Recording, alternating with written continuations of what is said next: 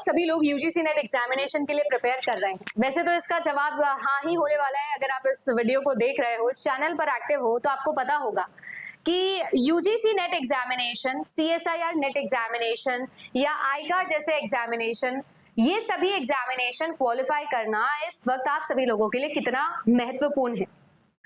आज मैं आप सभी लोगों को इसी टॉपिक के ऊपर एक दोबारा से प्रूफ के साथ बताने वाली हूं कि अगर आप सभी लोग नेट नहीं हो या आप नेट का एग्जामिनेशन नहीं देते हो तो ना तो पीएचडी हमारा पॉसिबल है, आप पीएचडी नहीं कर सकते उसके बाद, ना ही हमारा स्कॉलरशिप हमको मिलने वाला है और ना ही हम प्रोफेसरशिप में कभी जा सकते हैं।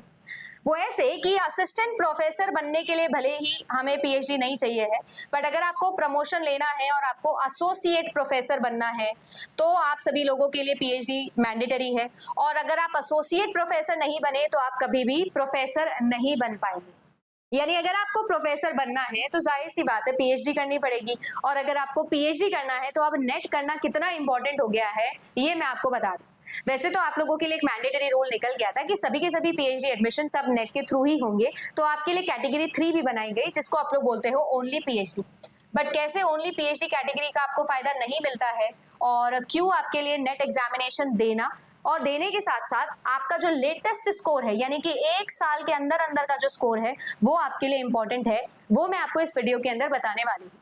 अगर आप चैनल पर नए हैं तो चैनल को सब्सक्राइब करिएगा, क्योंकि आपको करेक्ट इन्फॉर्मेशन देना और आप सभी लोगों के लिए एक ओपिनियन रखना मेरा कर्तव्य है। और जेआरएफ अड्डा पर मैं कोशिश करूंगी कि मैं सच आपको हमेशा सुनाते रहूं, सच हमेशा आपके सामने लेकर आते रहूं, ना कि सिर्फ आपको बिसला के और फुसला के और बेमतलब जिस तरीके से आपको अच्छा लगे वो बातें मैं आपको बोलूं। अगर आपको मेरी ओपिनियन अच्छी लगे तो लाइक बटन हिट कर सकते हो, कमेंट सेक्शन में अपना ओपिनियन भी जरूर लिख सकते हो। अगर आप सभी लोग यूजीसी नेट एग्जामिनेशन की तैयारी कर रहे हो तो you can go to JRF Adda application. 12 महीने की वैलिडिटी वाला इकलौता इंडिया का ये कोर्स है जिसमें 12 महीने के अंदर जो भी एप्लीकेशन पर कोर्स आएगा, क्लास आएगा, कोई टेस्ट सीरीज आएगा, कुछ भी आएगा, वो आपको लाइव मिलेगा और आप सभी लोगों को 12 महीने की वैलिडिटी मिलेगी। यानी अगर आप एक बार एडमिशन लेते हो जेआरएफ अड्डा पे तो आपके लिए 2 बार तो लाइव वीडियो कोर्स हो जाएंगे, 6-6 महीने के लाइव होंगे इस बार दोनों के दोनों कोर्स, और साथ ही साथ सारी test series, 1-on-1 counselling, PhD admission में आपकी हेल्प, ये सब कुछ आपको मिलने वाला है लाइव। ये सिर्फ और सिर्फ इकलौता प्लेटफॉर्म है जो इंडिया के अंदर ऐसा करता है, राइट। तो अगर आप सबका मन हो तो आप सभी लोग पेपर 1 और आपके पेपर 2 की तैयारी जेआरएफ अड्डा से कर सकते हो। आपको देखना हो कि टीचिंग कैसी होती है तो आपके पास खूब सारी प्लेलिस्ट है, 10,000 से ज्यादा वीडियो है, जाइएगा, देखिएगा, तसल्ली करिएगा, पसंद आए तो जरूर आप लोग हमारे साथ जुड़िएगा। अब मैं आपको ये बता रही हूँ कि ये पूरा का पूरा प्रोसेस आपको मैं कैसे समझाना चाहती हूँ। सबसे पहले तो आप ध्यान से देखिए, ये चीज मैं आपको बता रही हूँ करेक्ट और करंट पीएचडी एडमिशन प्रोसीजर्स के द्वारा। भारत के अंदर सबसे अच्छी यूनिवर्सिटीज में से अगर एक की मैं बात करूं तो वो आपकी बीएचयू यूनिवर्सिटी है, बनारस हिंदू यूनिवर्सिटी। अब बनारस हिंदू यूनिवर्सिटी के पीएचडी एडमिशन आए कुछ 1-2 दिन पहले, राइट। 3 दिसंबर को इसका एडमिशन आया था और 16 दिसंबर तक आप फॉर्म फिल कर सकते हो। क्या क्या एडमिशन प्रोसीजर है वो सारी चीजें मैंने आपके लिए जो मेरा अलग चैनल है पीएचडी अड्डा विद अदिति उस पर बताया, आपको आप जाकर देख सकते हो। बट मैं यहाँ पर आपको ये बताने आई हूँ कि किस तरीके से यहाँ पर 3 मोड के अंदर आपके एंट्रेंस हो सकते हैं, एक जेआरएफ मोड, एक नेट मोड और एक आप लोगों का मोड है अवेलेबल डायरेक्ट मोड।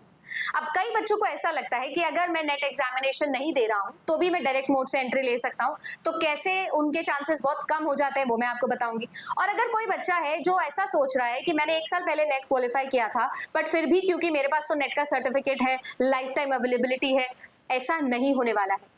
इस बार जब यूजीसी नेट एग्जामिनेशन दिसंबर 2025 के फॉर्म निकले थे तो मैंने आपको साफ वीडियो बना के बताया था कि आपको लेटेस्ट नेट जो है उसका स्कोर वैलिड किया जाता है, क्योंकि सिर्फ 1 साल के लिए आपका जो पीएचडी एडमिशन वाला प्रोसेस है ना उसके नेट स्कोर वैलिड होते हैं, चाहे आपने ओनली पीएचडी क्वालिफाई किया हो, नेट क्वालिफाई किया हो या जेआरएफ क्वालिफाई किया हो, है ना। बट बहुत सारे रूमर्स इस पर आए, बहुत सारे लोगों ने इस पर वीडियो बनाया और सभी ने आपको ऐसे बोला कि भैया देखिए आप नेट कैटेगरी चूज मत करिए, अगर आपका नेट क्लियर हो जाता है तो कोई दिक्कत नहीं है, ये नहीं है वो नहीं है। बट मैंने आपको फिर भी यही बोला था और मैं आज वही चीज आपको लिए प्रूव भी कर देती हूँ कि कैसे मैं क्या समझाना चाह रही हूँ कि कैसे आपका नेट का लेटेस्ट स्कोर कितना ज्यादा मैटर करता है।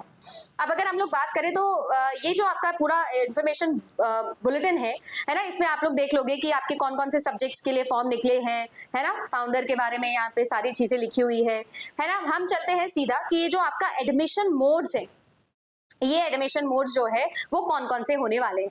तो आपके सामने इस वक्त स्क्रीन पर मैं एडमिशन मोड्स खोल चुकी हूँ। एडमिशन मोड में सबसे ऊपर है आपका जेआरएफ, यानी कि अगर आपके पास में जेआरएफ क्वालिफिकेशन है फॉर यूजीसी नेट और सीएसआईआर नेट, या फिर आईकार के अंदर आपने जूनियर रिसर्च फेलोशिप जो है वो लिया है, ठीक है, या आपने आईसीएमआर है ना, Indian council of medical research का अलग से होता है, या डिपार्टमेंट ऑफ बायोटेक्नोलॉजी डीपीटी, इनका सभी का कोई नेशनल एजेंसी का आपने जेआरएफ क्वालिफाई किया है, जूनियर रिसर्च फेलोशिप फॉलो किया है, तब आप सभी लोग जो है जेआरएफ मोड के अंदर फॉर्म फिल कर सकते हो।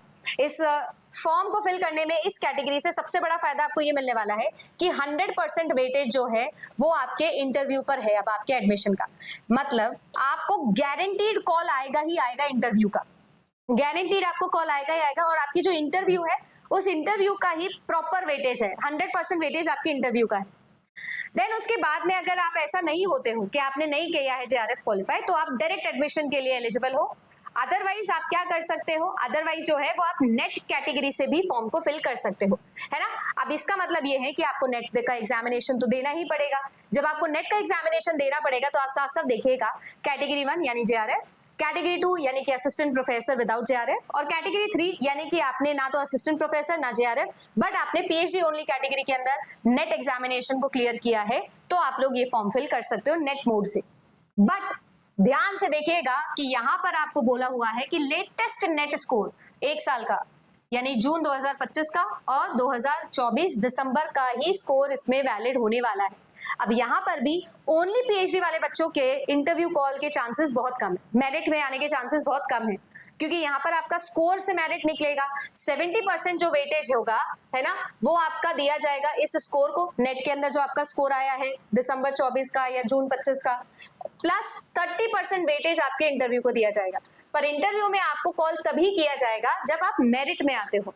अगर मान लीजिए एक्स सीट है किसी एक पर्टिकुलर सब्जेक्ट में, तो हम लोग जो है वो एटलीस्ट 10 स्टूडेंट पर सीट जो है इंटरव्यू के लिए कॉल करेंगे।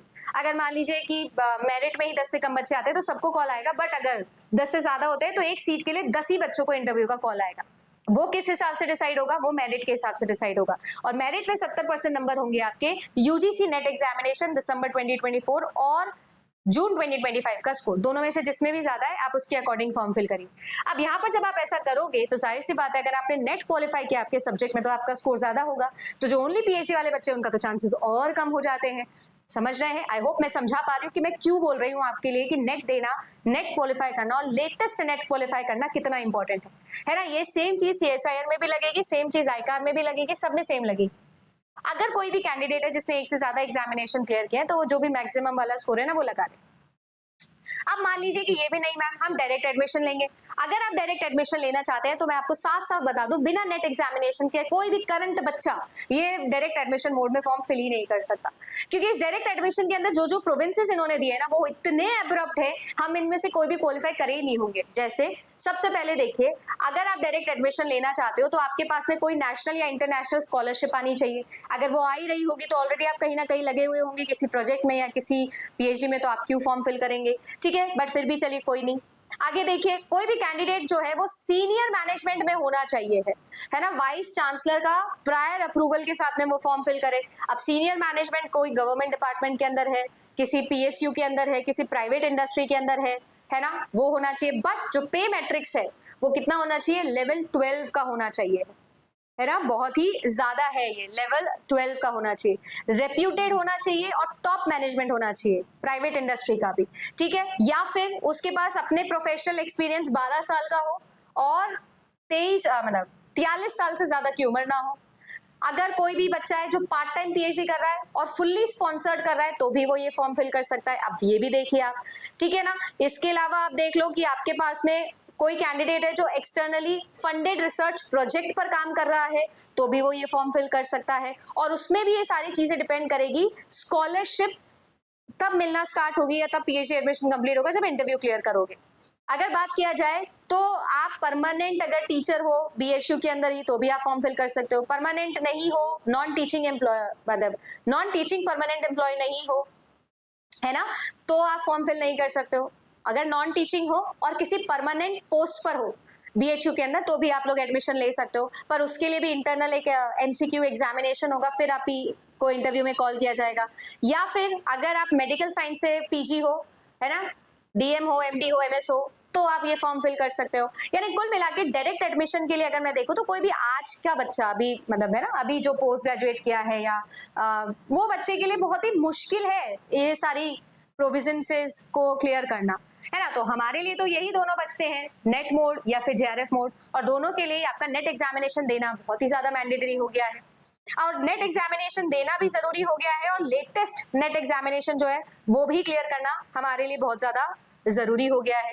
तो ये पूरा वीडियो बनाने का मेरा मोटिव ये है कि मैं आपको ये समझा सकूं कि अगर आप ऐसा सोचते हो कि हम यूजीसी नेट एग्जामिनेशन के अंदर जो भी हम स्कोर लेकर आ रहे हैं वो हमारा एक ही साल के लिए वैलिड रहेगा PhD एडमिशन के लिए, और अगर आप ऐसा सोच रहे हो कि मैं कर तो लूंगा नेट क्वालिफाई बट मुझे PhD नहीं करनी है, आप असिस्टेंट प्रोफेसर के एग्जाम की तैयारी करने लग जाते हो, बिल्कुल सही है, आप असिस्टेंट प्रोफेसर लग जाओगे, पर उसके बाद जो है आपको प्रमोशन के लिए फिर से PhD करनी ही करनी रहेगी, है ना। तो आपको ये समझना है कि अगर PhD तक पहुंचना है तो अभी के लिए आपका ये रास्ता बहुत ज्यादा जरूरी है ना। चाहे आप CSIR के लिए करो, चाहे आप UGC के लिए करो, बट आपको जो है वो नेट एग्जामिनेशन की तैयारी डेफिनेटली करनी ही चाहिए।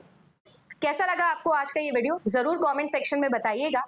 मेरा मोटिव बस आपको ये है, जो भी बच्चे हैं इस वक्त जो दिसंबर एग्जामिनेशन देना चाहते हैं, जून एग्जामिनेशन देना चाहते हैं, 1% भी अगर मोटिवेशन आप लेकर जा सकते हो इस वीडियो से, तो आप समझ लेना कि आपकी जिंदगी का सबसे बड़ा एग्जाम, अगर आप प्रोफेसर बनने का सपना देखते हो तो वो ये UGC नेट एग्जामिनेशन, और आपको जम के इस एग्जामिनेशन की तैयारी करनी चाहिए। आपके पास बहुत ही कम समय है तो अच्छे से आप तैयारी करो। अगर आप मेरे साथ तैयारी करना चाहते हो तो मैं सुबह आप लोगों के लिए पेपर 1 की क्लास भी लेकर आती हूँ, पेपर 2 कंप्यूटर साइंस की भी क्लास लाती हूँ, है ना। आप सुबह 11 बजे आ सकते हो मेरी क्लास के अंदर पेपर 1 की, 12:30 बजे पेपर 2 की क्लास में आ सकते हो। इसके अलावा आप JRF अड्डा एप्लीकेशन पर जाके कोर्स भी ले सकते हो। पर आप जैसे भी तैयारी करो, चाहे फ्री कर रहे हो या पेड कर रहे हो, अगला 1 महीना, ये जो है 1 महीना भी नहीं बचा आप तो 25 दिन जो बचे हैं आपके, ये जिंदगी के सबसे सुनहरे 25 दिन हो सकते हैं। तो जम के तैयारी करो, और यस ये चीज याद रखो कि जितना मैक्सिमम आप स्कोर कर सकते हो उतना मैक्सिमम स्कोर करना है, ताकि आप मेरिट में आ सको या PhD एडमिशन ले सको। ओनली PhD कैटेगरी जो है वो आपको ज्यादा फायदा नहीं देने वाली है। आप क्या सोचते हैं कमेंट सेक्शन में अपना ओपिनियन जरूर बताइएगा। अगर आपको लगा हो तो वीडियो को लाइक जरूर करिएगा। मैं मिलूंगी आप सभी लोगों से हमारे अगले वीडियो के अंदर, और कोशिश करूंगी कि ऐसे ही कुछ अगर डॉक्यूमेंट्स मुझे और मिलते हैं तो मैं आप लोगों के लिए लेकर आती हूँ। अब PhD के लिए आप चले जाते हैं और PhD के अंदर कितना पैसा लगता है या PhD में पेपर पब्लिश करवाने में कितना पैसा लगता है, अगर आप ये जानना चाहते हैं तो मैं आपके लिए PhD अड्डा पर ये वीडियो बना रही हूँ, और आप शॉक हो जाएंगे कि कितना ज्यादा पैसा आज के टाइम पर एक अच्छे SCI या एक अच्छे इम्पैक्ट फैक्टर जर्नल के अंदर पेपर पब्लिश करने में लगता है। तो क्यों JRF करना इंपॉर्टेंट है वो मैं आपको बताने वाली हूँ उस वीडियो के अंदर। धन्यवाद।